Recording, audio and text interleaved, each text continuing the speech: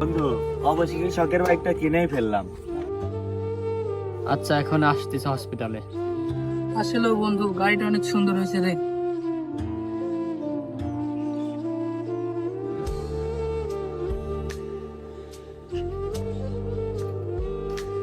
তো ভাই, তোমার বাইকটা একটু দিবা, ইমার্জেন্সি হসপিটালে যেতে হবে, আমার আম্মু অসুস্থ।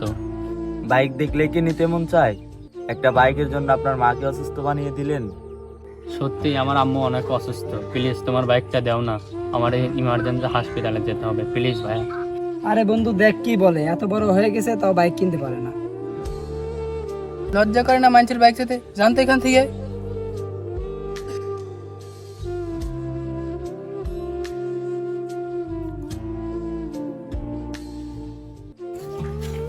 বন্ধু বন্ধু, কাল যে বড় ভাইটা গাড়ি চালানো, তার মা আজকে সত্যি মারা গেছে।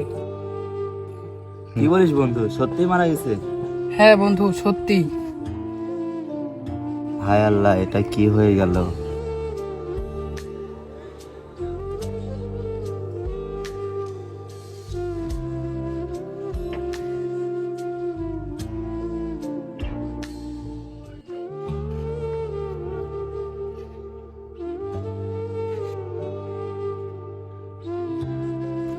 ভাইয়া, আমাদেরকে ক্ষমা করে দিন।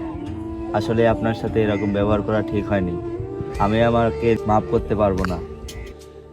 আসলে তোমাদের কোনো দোষ নাই, আমার কপালই খারাপ। তবে একটা কথা বলি, কারো বিপদ নিয়ে মজা করতে নাই, কখন কার বিপদ আছে বলা যায় না। তোমাদের এই ব্যবহারে আমি অনেক কষ্ট পাইছি।